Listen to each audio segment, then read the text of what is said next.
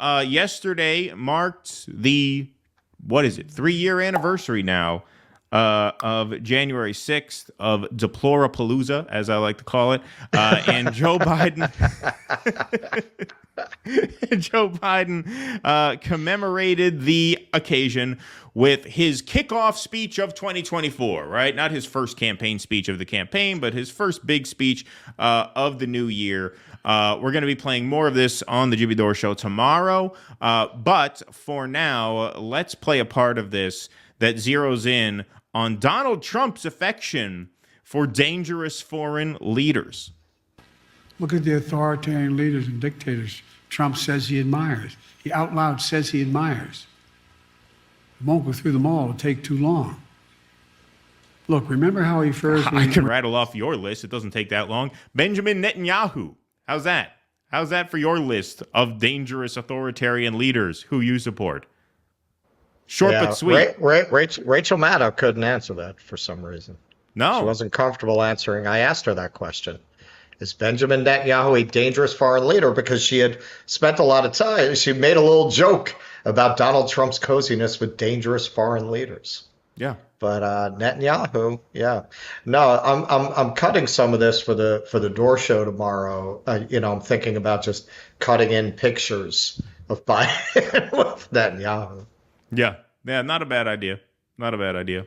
Where he refers to what he calls love letter exchanges between he and the dictator of North Korea.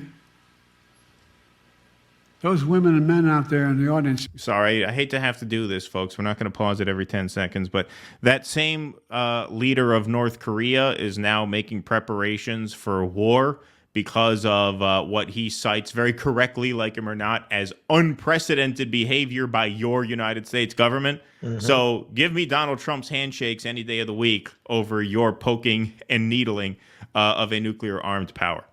Well, that's what's amazing about this stuff. It's just so fucking stupid. You have to be so stupid to listen to this and say, yeah, I'm not taking shit from North Korea. I'm not cozying up. I don't want America cozying up to North Korea. What the fuck does North Korea have to do with you? What does it have to do with you? Are they bothering you? Right. What are they doing to you that is affecting your fucking life? Yeah, exactly. No, it's just totally unhinged. All right, we will let this play now. Ever fought for the American military? Would you ever believe you'd hear a president say something like that? His admiration for Putin. I could go on. And look at what these autocrats are doing to limit freedom in their countries. They're limiting freedom of speech, freedom of press, freedom to assemble, women's rights, LGBTQ rights. People are going to jail. So much more. You forgot the T. It's true. The push and probably pull of intentional. American history. He knows the tide. He knows the tide is turning. That's why. That's not the one you want to leave out. If you're gonna hit one of those, you got to make sure you put T in there. That's not the one you want to leave out. Obviously, Biden's White House is fighting. He's going for the J.K. Rowling vote. Right, yeah, exactly. Fighting in court to maintain their right, quote unquote, to pressure social media companies to censor speech that they don't like. But he goes on. Sending the IRS to Matt Taibbi's house the day he testified in front of Congress. That's not authoritarian. It's not authoritarian at all. That was a coinkydink. Yeah, well, he has the wrong values is the problem. Matt Taibbi's values are wrong. When you have the wrong values, they can shut you up. You have to have the right values. You have to have the good values. The push and pull of American history is not a fairy tale. Every stride forward in America is met with ferocious backlash many times from those who fear progress and those who exploit that fear for their own personal gain.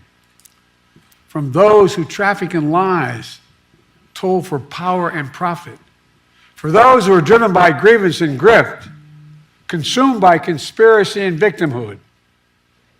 From those who seek to bury history and ban books. Do you ever think you'd be in a political event talking about book banning? Motherfucker, listen. Books telling fucking school children how to hook up for sex online with graphic depictions of oral sex asking that those not be in your child's school. That is not fucking book banning. Stop it. When you use terms like book banning that way, you take all the force out of it when books actually do need to be defended. It is not the business of the state to be exposing children to that material. Who thinks it is? Who thinks it is? It's just such an incredible example of this propaganda at work. Because if you look this up to do research on this subject, all the headlines from the corporate media, Genderqueer is the most banned book in America. And you look into it, what they mean by banned, they mean parents objecting to having it in school libraries. It's not banned.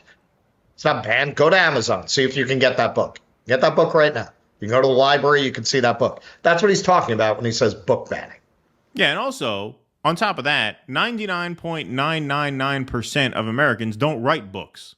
Okay, which means even if there are restrictions on books, that does not affect the vast, vast, vast majority of people. You know what does? Censoring social media, because most Americans are on some form of social media, which is what you are not only trying to do, but you are now fighting in court a ruling that says the government cannot directly pressure social media companies to censor speech. All right, we'll keep going. We're about halfway through. The presidential election. The choice and contest between those forces, those competing forces, between solidarity and division is perennial. But this time it's so different. You can't have a contest.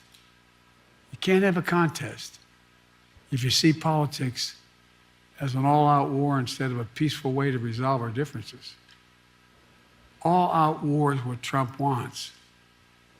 That's why he doesn't understand the most fundamental truth. I'm sorry, whose Justice Department tried to lock up a diagnosed schizophrenic for the crime of being escorted around the Capitol building by police officers? That was your government, I believe. So who is declaring war on who here, right? I'm not giving Trump a pass. He floated the idea of locking protesters in jail for 10 years for defacing statues during the George Floyd protests. He didn't actually do that, but he floated. I'm not giving him a pass here. But if we're dealing with the moment at hand, who's actually declaring war on who, right? At best, that's even. That's even. Well, when you look at this very safe and effective actions of the FBI and possibly agents of the police in the crowd that day, or Ray Epps, who just got a fig leaf sentence 6 months. 6 months, when other people are in jail for years just for being there. No, he got the Leonardo DiCaprio sentence in the Departed, right? You're going to go away for a while. You're going to come out. You're going to work for that. That's what he got. About this country. Unlike other nations on earth, America is not built on ethnicity, religion, geography. We're the only nation in the history of the world built on an idea. Not hyperbole, built on an idea. The rest are made out of lemons. We hold these truths to be self-evident. That all men and women are created equal. It's an idea. Declared in the Declaration, created in a way that we've viewed everybody as equal and should be treated equal throughout their lives. We've never fully lived up to that. We have a long way to go. Oh, is that right? But we've never walked away from the idea. Oh, no. We've never walked away from it. We've never stopped propagandizing the public. I promise you, I will not. We've never stopped telling people, you too can be a winner. We've never funded a genocide by a white settler colonial state against an imprisoned population of brown people. I would consider that walking away from the idea that all men are created equal. I mean, that's me. That's me. I would say you walked away from that idea pretty decisively in taking that action. What have we said all the time? I've mentioned this before because this is a part of Trump's appeal, and this is not articulated very often. But when Joe Biden says America's based on an idea, that is very part and parcel of the establishment line. You've heard Reagan say that. You've heard Obama say that. You heard, Bill Clinton say that. Leaders, reputable, respected leaders from both parties have parroted that line over and over again. And you do not hear Donald Trump say that because to Donald Trump, America is not an idea, but a place with people in it And who merchandise. have interests and merchandise and products. It's a place with We merchandise. are a place of people and products. And Right. schmatas. And schmatas. Exactly. No, but there's serious truth to that. There's serious appeal to that. Because when he says America is an idea founded upon the idea that all men are created equal, and we have not lived up to that. But if you notice, he called out earlier in that passage there, those who fear progress. The enemy are those who fear progress. So we have an idea laid out in our founding documents about the equality of all men and women. I know in the document it says men, so I'm quoting the document. All right. Take it easy. Okay. But we have this idea of equality of all people that we have not lived up to. And according to Joe Biden, we'll never really live up to it. It's a process of perfecting our union, right? Mm-hmm. And the enemy are those who fear that progress. The enemy are those who are opposed to that project of perfecting an idea that will never be perfected. You know what Donald Trump would say about that? He'd say it's 3 paragraphs of bullshit, because it is bullshit. It is bullshit. There's no actual politics there. There's no actual conflict there. That does not map onto material reality in any way. It's all conceptual. It's all poetic. These are the politics of mainstream liberals now, and for a long time, mainstream Reaganite Republicans. Their idea of living up to certain ideals is obviously different from a lot of liberals' ideas, but it's all conceptual. It's all in the air. None of it's analog. None of it's real. And at a moment like this, that rings particularly hollow and empty, because materially, what is happening? Life is getting harder and harder to live for more and more people. What does Russell say? Russell says what keeps the system held together is the fact that there are enough PMCs who are bought off, who then become these sort of non-player characters in this game. These people who just kind of, read the news, that's nice, go along, vote for this guy, vote for that guy, doesn't matter who wins. You can maintain that system as long as you pay off enough people. But capitalism is not able to pay off enough people with a good life anymore. And that's why the Trump model, which deals with people and products and money and resources and borders and walls, resonates so much more than this nonsense about America's an idea and it's about those who welcome progress versus those who fear progress. What does that even mean? What does that even mean at this point? When 60-something% of people don't have an extra $400 in their bank account for when the car needs to be fixed. Though all that flowery language is completely meaningless. It has no legs. Well, you can sell that to people as long as they connect that rhetoric with the good lives that they're living.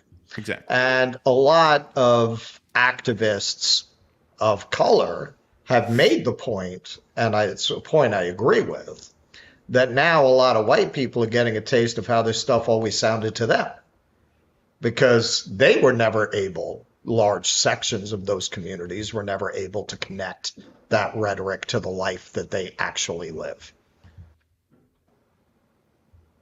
Buy the cup. Oh, there you go. I couldn't see him there. The reflection was there.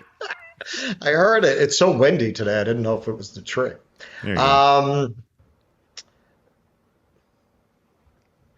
Activists of what? There's another window? I think he's locked out. I think he's coming in over there. Oh, okay. Look, I've had it with you guys. The push pull of America's history cannot be denied. You are driven by grievance and grift. Is that what's happening here? You're sitting here being driven by grievance and grift. And I could, by the way, this is the Jimmy Dore mugs. They're available right now at the Jimmy Dore merch store. Those They're are the fantastic. grievance and grift mugs. This is the grievance and grift mug. Yeah. Become a part of the grievance and grift mug club. There you go. Are you coming on here and working your right-wing grift? Are you working your right-wing grift on our I'm show? so sick of people being driven by grievance and grift and denying the push and pull of American history. Our next segment, we're actually going to close out with a rousing chorus of God Bless America. God bless America. Did you ever think you'd be hearing an American president try to have peaceful overtures with North Korea? Do you know what that does to defense stocks? I Can know. you believe Kills them. it kills them? Kills them. That tears at the social fabric of the country. Grievance and grift. Push, pull, history. Don't deny it. Beautiful. You say it nicer than I do. What a cameo. What a cameo. I thought we were just getting the Alfred Hitchcock background actor cameo. So we got a little monologue. We got that. Well, that's hang on. We worked on that. We worked on it earlier. That's we're submitting that to the Academy. Yeah, right. Yeah, exactly. Exactly. What were you saying? Does it matter? It always matters. You were saying Always. activists of color have been saying that, white people have been paid off. Well, that's it. So he's going on about these ideals and philosophies that when people went home to their nice house and their nice car and their nice cushy job, they would, and you give them that rhetoric, they connect it to those things, which communities that didn't have those things never made that connection. It always struck them as very hollow. But for those people, for the PMCs, America, that's where you got that patriotism from. Hearing Joe Biden, which he does, we didn't show this part, at the end of his speech, pulling that America is the greatest country on earth bullshit, nobody's buying it. People know too much now. It's very different than it used to be when you only got American news and you didn't get any information from outside. We are towards the bottom or middle of the pack by almost every measure. Health outcomes, infant mortality, science papers published even, which was something we were head and shoulders above other countries in for a very long time. Wealth distribution, inequality, almost every measure you can name, we're in the middle or towards the bottom. I mean, we're down there with much poorer countries than ourselves on many levels of the well-being. We have a plummeting life expectancy. What are you talking about? We're the greatest country on earth. For who? For who? Who believes that anymore? Who sees it that way anymore? We've never given up on this idea. Yeah, what I hear when I hear that, it's like it's like the way that they would keep the poor whites in the South from rising up by saying, well, at least you got it better than them. They do that to all of us as a whole. Well, America's an ideal. It's the greatest country on earth. So why would you rise up against it? Doesn't get any better than that. You're better than those people who are not American. You're better than the people who don't live here. Why would you not support this system? You don't want to be like those people, do you? Right.